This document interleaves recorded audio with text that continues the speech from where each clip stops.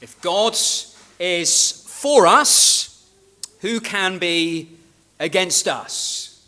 It's what the Apostle Paul said to Christian believers, and it's what's illustrated here in the life of Jacob. God is quite definitely on this man's side, fighting his cause, favoring him, working in his interests, frustrating the plans of any who stands against him. So in Genesis 27, Isaac, his father, tried to bless his favorite son Esau instead of Jacob. But God doesn't let that happen because he's chosen Jacob, and so the special blessing does end up falling on Jacob after all. And then in chapters 28 to 29, God protects Jacob from Esau's wrath, and he appears to Jacob with mighty promises, gives him a new home with his uncle, and begins to provide him with numerous offspring. Then in Genesis 30, Laban, his uncle, tries to cheat Jacob out of getting decent wages for his shepherding job, but the plan backfires as God intervenes, and Jacob ends up with flocks far greater than those of Laban himself. And here in Genesis 31, Jacob is on the run again, not from Esau this time, but from Laban. But we see in the narrative God's favoring hand once again, working out things to Jacob's good and advantage, even though Laban wants to harm him.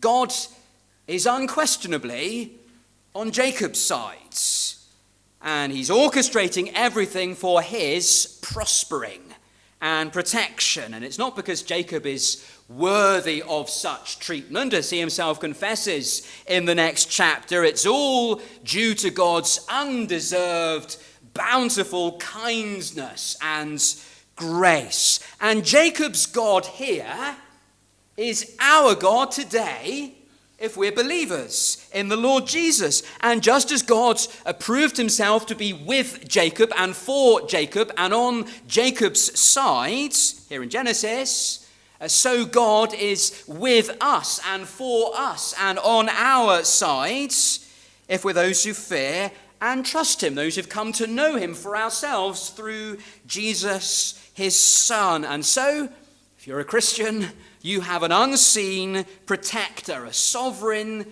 guardian, a heavenly backer who is unchangeably for you and working for your interests, so that everything will work out well for you in the end, even though there may be many bumps and jolts and setbacks and upsets along the way.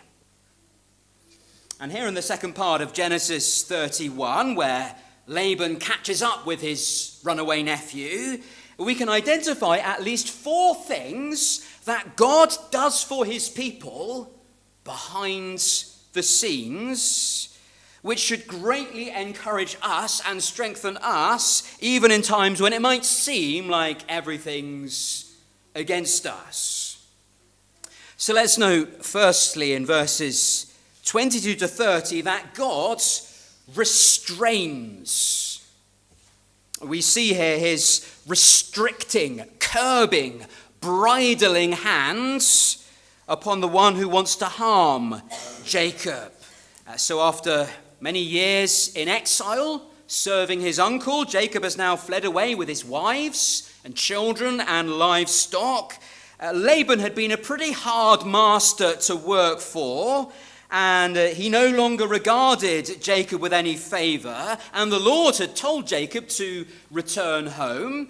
So Jacob does now depart, choosing a time when Laban isn't around. He's far away, shearing some of his sheep, and that means a confrontation would be avoided. But now Laban has found out about his nephew's flight, so he takes some of his remaining family and chases after Jacob, pursuing him for some 7 days. And left to his own devices, the likelihood is that he would have tried to do Jacob great harm, making things difficult for him, causing trouble. But what do we read in verse 23? But God, verse 24 rather, but God came to Laban the Aramean in a dream by night and said to him, be careful not to say anything to Jacob, either good or bad. In other words, hands off my servant, don't you dare interfere. And so when Laban overtakes Jacob, though he does complain about the secrecy of Jacob's leaving, making out he'd have liked to have had a big bash and given them a decent send-off, yet he does hold back from anything violent, forceful, or devious. It's in my power to do you harm, he asserts in verse 29. He could hurt Jacob if he had wanted to and make life very difficult for him. So why doesn't he? Because of the dream. The God of your father spoke to me last night, saying, be careful not to say anything to Jacob, either good or bad. And so he doesn't threaten Jacob, nor does he try to persuade him back by proposing some smooth-tongued deal. In that sense, he speaks neither good nor bad, nothing that would obstruct Jacob on his onward journey. Instead, he limits himself to asking about these stolen gods, which at this point Jacob knew nothing about. So can you see how his treatment of Jacob is very different from how it would have been had God not warned him off harming Jacob and restrained him? Without that, Jacob very likely would not have escaped this confrontation with many of his possessions left intact, or indeed with his wives still there, or even with his very life. But there's no outbreak of fighting here, no demanding back of Jacob's flocks, no forcible seizing back of Jacob's wives, Laban's daughters, as Jacob had feared would happen, according to verse 31. Everything ends peaceably and amicably, and it's all due to the Lord's restraining hand behind the scenes, in a way Jacob would never have known about had Laban not revealed it. And this is one of the ways in which God is working for the interests of his people. He restrains and holds back those who would harm them. Now, the way it happens here may not be the norm. God actually speaking to someone, threatening someone directly in a dream. But the action itself is quite typical of the Lord, hindering and preventing and forestalling the enemies of his people from getting the better of his saints. God blocks their path. He stands in their way, impedes them from carrying out their harmful designs. We see that with Balaam in the book of Numbers. He was a prophet hired by the pagan king Balak to put a curse on God's people, the Israelites, but God wasn't going to let that happen.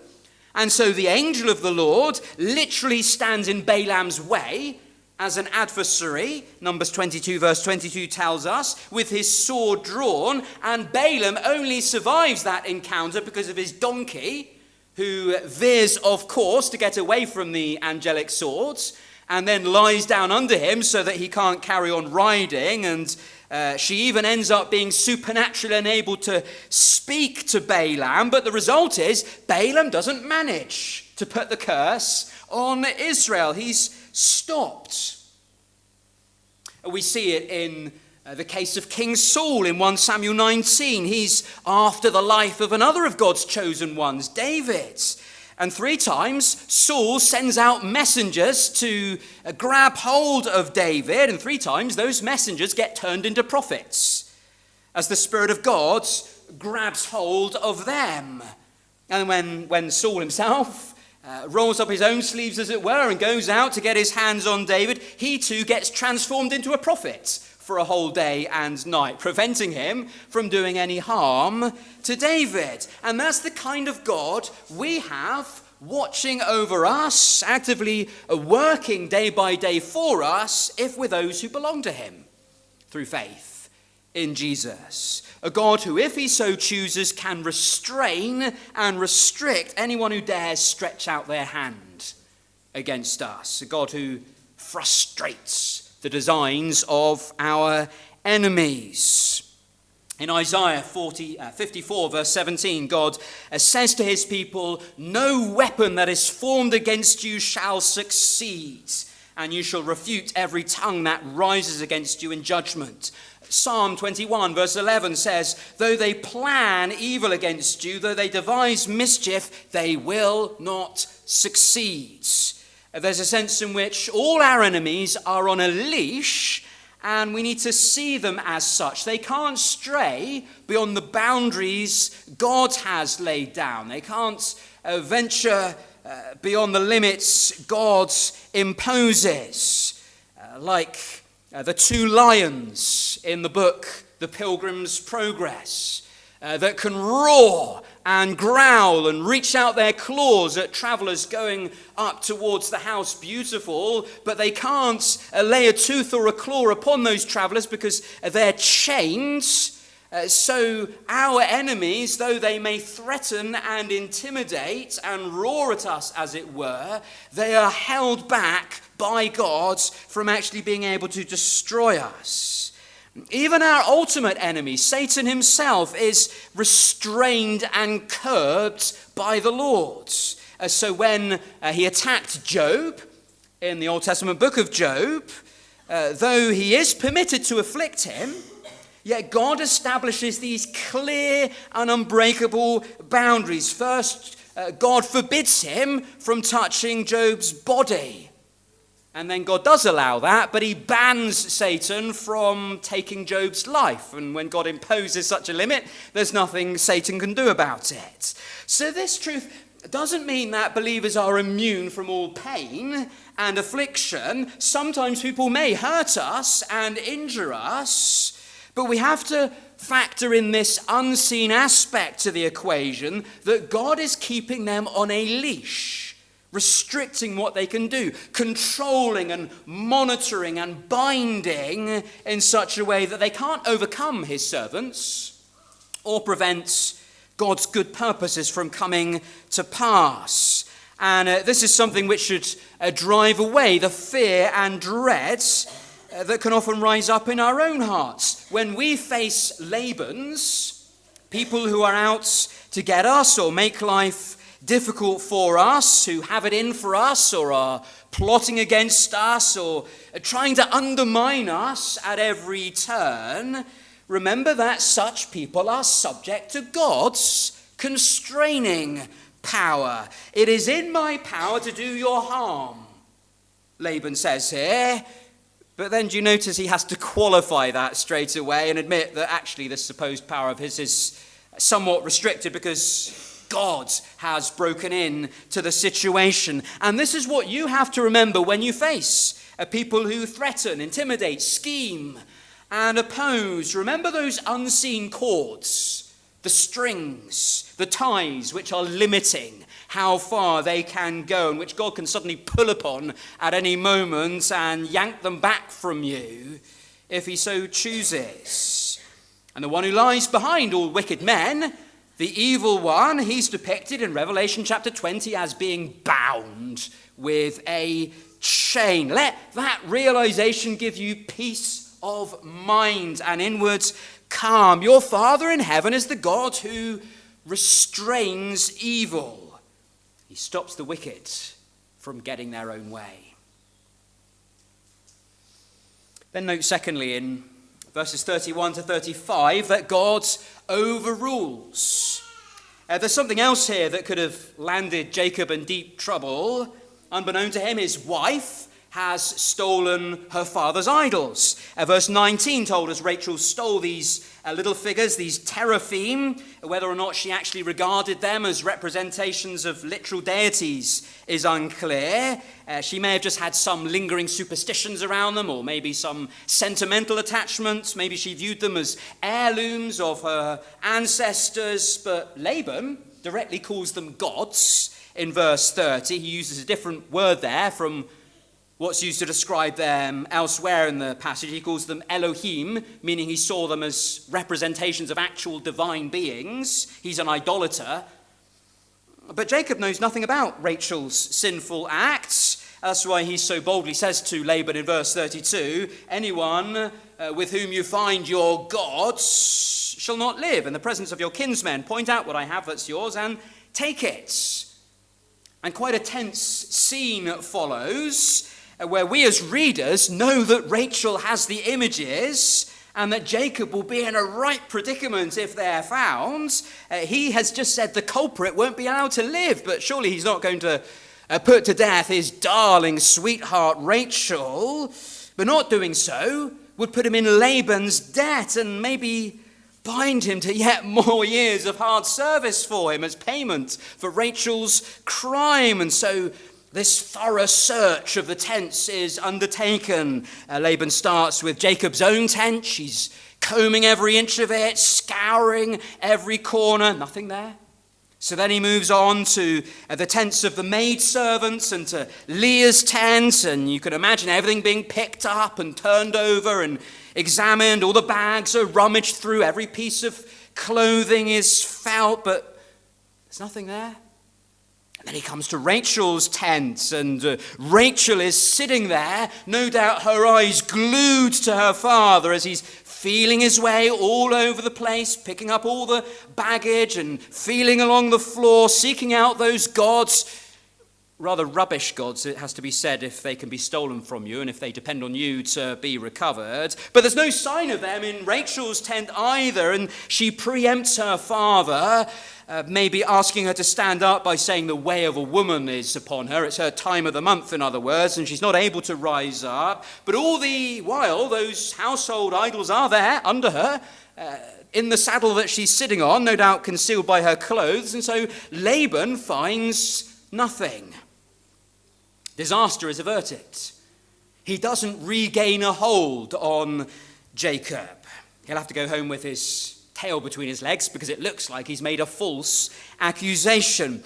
And it's difficult to see why this incident would be recorded for us if it weren't that we're meant to see another instance of God's protection. He overrules what could have put a real spanner in the works for Jacob's return home. Laban could easily have got one over on his nephew. Now, Rachel's act was a sinful one. The theft was wrong. Wanting to have such images was wrong. And deceiving her father was wrong. None of that can be excused. But God wasn't going to let his chosen one, Jacob, suffer because of his wife's sin. Rachel could have ruined everything, making it very hard for Jacob to go back to the land of his fathers as God had directed him. But God is in control, superintending and overseeing everything for the good of his people. And even their sins, or the sins of their associates, cannot derail his plans for them or mess up his purposes. Laban fails to find what he was looking for, and Jacob is spared humiliation and trouble. And it highlights another dimension to God's sovereign care over us that we can draw comfort from. He overrules all that could jeopardize our interests, ensuring that nothing scuppers the blessings he's got lined up for us. Even our own sins and mistakes and foolishnesses, or those of others, can't wreck the designs he has for us. God wanted Jacob back in Canaan, and so that's where he was going to get to safely, come what may. Neither Laban nor Rachel could interfere with that. God works all things together for the good of those who love him. Romans 8:28 assures us, overruling even evil and folly so that it doesn't get in the way of what he has lovingly decreed for us. The counsel of the Lord stands forever, says Psalm 33:11. The plans of his heart to all generations. And so the next verse in that psalm says, blessed or happy is the nation whose God is the Lord, the people whom he has chosen as his heritage. If you belong to a God like this, and you do, if you trust in Christ, then you really can't end up losing, can you? Not only does he stop the plans of those who oppose us, but nothing can stop his own plans in favor of us. And note thirdly in verses 36 to 42 that God observes. Jacob gets angry with Laban, clear in his own mind that he's innocent of what he was accused of. And as he gives his uncle a piece of his mind, he puts the credit for his not being empty-handed clearly before God. Now, if Laban had got his way, Jacob would have ended up with nothing. But as it is, he's got an abundance of livestock. He's a wealthy man. And to what does Jacob attribute this? He says it's because of God being on his side and seeing how he had been wronged. As first Jacob lays out his grievance against Laban. What have you got against me, he asks. Lay out your evidence. And he reminds Laban of how faithful he'd been. 20 years I've been with you, he says. Your ewes haven't miscarried. I haven't eaten your rams, and I even bore the loss myself when animals were attacked or stolen, and that wouldn't have been the usual way. And normally, the owner would have to bear the cost of such losses, not the hired servant. Jacob has gone above and beyond the call of duty. There I was by day, the heat consumed me, and the cold by night, and sleep fled from my eyes. Laban really couldn't pick a fault with Jacob's work for him. He hasn't been at all slack or slovenly. He's put his all into it. These 20 years I've been with you and served you, Jacob continues, and you have changed my wages 10 times. So Jacob's been an exemplary employee, and Laban's been a pretty awful master. If he'd had his way, Jacob would be impoverished by now. So why wasn't that the case? Verse 42, if the God of my father, the God of Abraham and the fear of Isaac had not been on my side, surely now you would have sent me away empty-handed. But God saw my affliction and the labor of my hands, and rebuked you last night. God was with Jacob, and he saw all that was going on. And here's another encouragement for those who belong to Jacob's God, for those who've been adopted into his family through the Lord Jesus. Whatever it is that's going on in our lives, whatever injustices might come our way, whatever ill treatment from others we might have to face, God is there observing it all, watching from on high, monitoring everything that unfolds. He takes notes. He logs it in his book, as it were. He cares. That was a truth that came home to Hagar, that concubine of Abraham, back in Genesis 16. There she was, wandering through the wilderness, having fled away from her mistress, Sarah. She was alone and destitute, but the Lord then comes to her and speaks to her graciously, and she says to him, you are the God of seeing. Even there in the desert, she wasn't beyond the range of God's vision. He looked upon her and saw her distress and came to her support. And that's one of the great comforts for God's people that's frequently pressed home to us in the Bible, in the book of Exodus. When Jacob's descendants are slaves in Egypt, God says to Moses, I have surely seen the affliction of my people. Chapter 3, verse 7. And I have heard their cry because of their taskmasters. I know their suffering. And later, I have seen the oppression with which the Egyptians oppress them.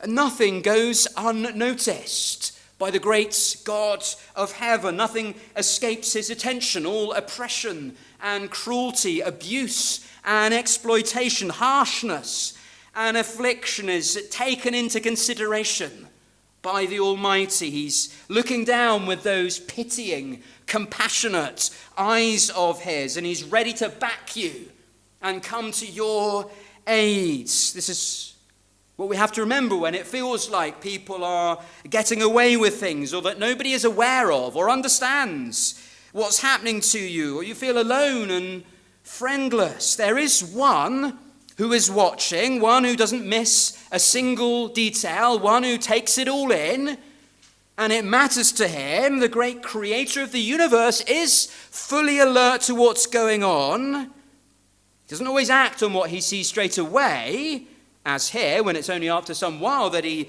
intervenes and speaks to Laban in a dream, but simply knowing that there's someone who observes and cares and takes pity and remembers should be a great consolation to God's suffering people. It may pass by other people's notice. It may not register with those who have positions of authority here on earth. And maybe everyone else seems to gauge the situation inaccurately and takes the side of the one who's actually in the wrong. But God knows, God sees, and that's what will matter in the long run. Now, yes, in the short term, like Jacob here, you may have to go through injustice and mistreatment, but it's all going to straighten out in the long run, because the eyes of the Lord are running to and fro throughout the whole earth, as 2 Chronicles 6:19 puts it, to show himself strong to those whose hearts is loyal to him. God observes, and that should make a tremendous difference to us as we remember that. And lastly, in verses 43 to 55, we can note that God adjudicates. He settles disputes, he arbitrates between opposing parties, and he rules in favor of the righteous.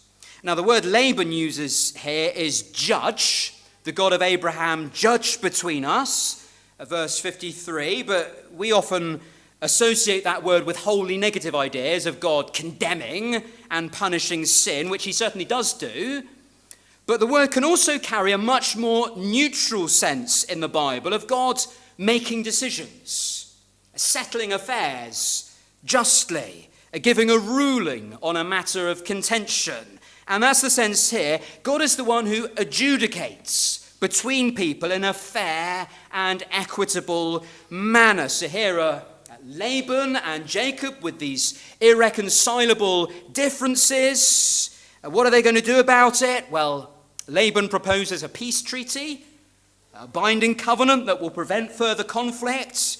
It's not exactly restoring a friendship, because they agreed to keep their distance from each other. They're going to remain permanently apart from each other, with a heap and a pillar forming a boundary that neither of them is ever to cross.